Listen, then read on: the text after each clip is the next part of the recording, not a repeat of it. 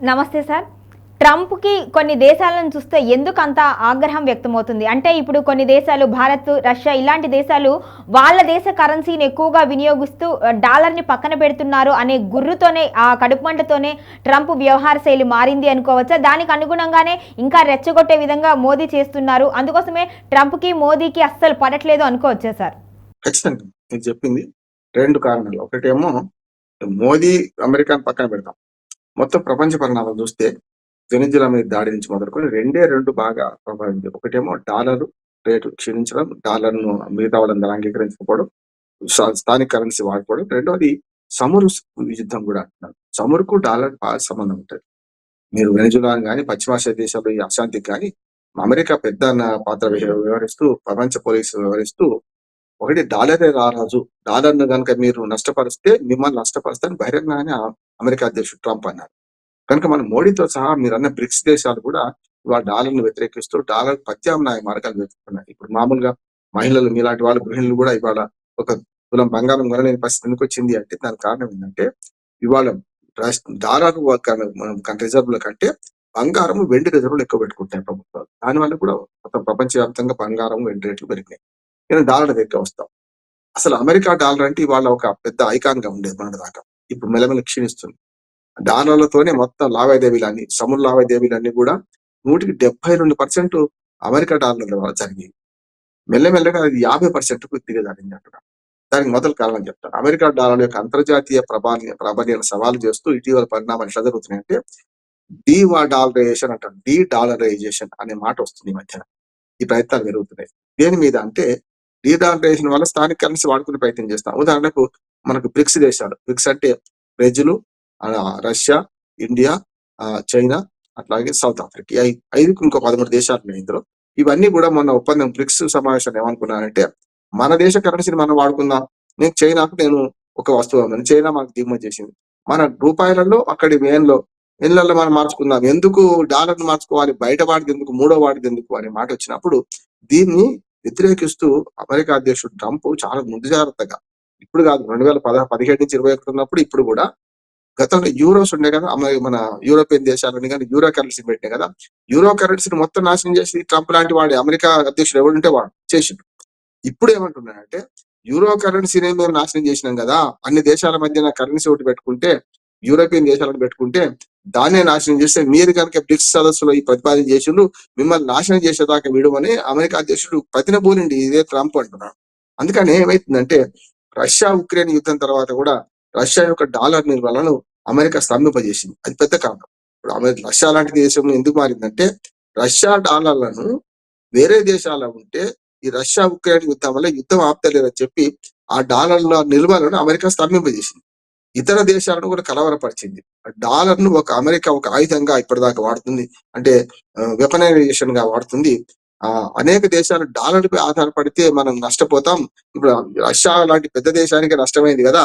మనం కనుక డాలర్ ని నమ్ముకుంటే రేపు పొద్దున రష్యాను ఎట్లా దిగ్బంధంలో పెట్టిందో మనను కూడా చేస్తారు అనే భయంతోనే డాలర్ మన యూనిట్ ను మనం ఏం చేస్తున్నాం అంటే మార్చుకుంటున్నాము. అందుకనే ఇవాళ అనేక దేశాలు డాలర్ ను వాణిజ్యం ప్రోత్సహించకుండా బ్రిక్స్ దేశాలు అయితే బ్రెజిల్, రష్యా, ఇండియా, చైనా, దక్షిణాఫ్రికా వంటి దేశాలు డాలర్ ప్రత్యామ్నాయంగా ఇవాళ ఈ స్థానిక కరెన్సీలో వాణిజ్యాన్ని ప్రోత్సహిస్తున్నారు.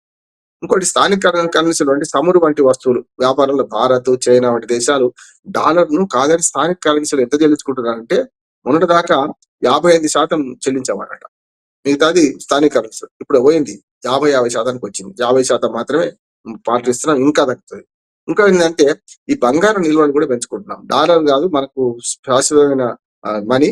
అందుకని భారత్, మన చైనా లాంటి దేశాలు అమెరికన్ ట్రెజరీ సెక్యూరిటీలో తమ పెట్టుబడిని తగ్గించుకొని భద్రత కోసం బంగారం నిల్వలు పెంచుకుంటున్నాయి. దాంతో వెండి కూడా. అమెరికా ఆర్థిక ఆందోళనలు కూడా ఇవాళ అదే జరుగుతుంది. డాలర్ రారాదు అని ఆయన ఎంత ప్రపంచం చేసినా కూడా ఇవాళ పెరుగుతున్న ద్రవ్య లోటు. ఎందుకంటే ఫిజికల్ డిఫిసిట్ అంటాం దాన్ని. అధిక రుణాలు, విధాన నిర్ణయాల మార్పులు, అనిశ్చితి మరి ఆర్థిక సమస్యలు కూడా డాలర్ను బలహీనపరుస్తున్నాయి. డాలర్ ఇప్పటికి కూడా ప్రపంచ వాణిజ్యంలో ఆర్థిక వ్యవస్థలో ఆధిపత్య ధోరణి పోషిస్తున్నది ఇంకా పోలే.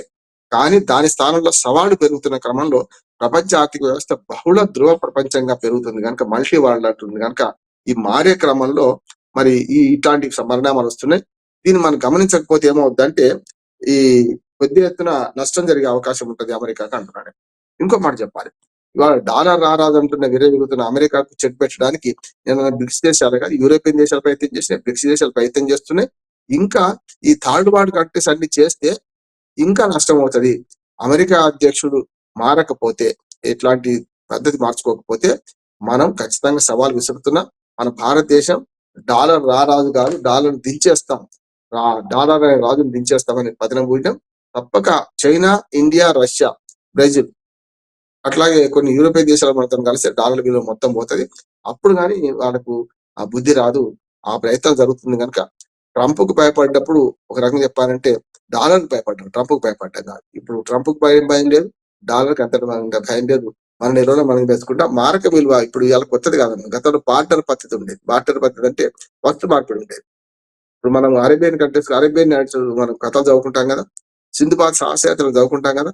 మన దగ్గర లేనిది వేరే దేశాలకు తెచ్చుకున్నాం, మన దగ్గర ఉన్నది అక్కడికి ఇచ్చేసినాం. ఓడలు ఖాళీగా పోవు, ఇక్కడి నుంచి అక్కడికి, అక్కడి నుంచి ఇక్కడికి.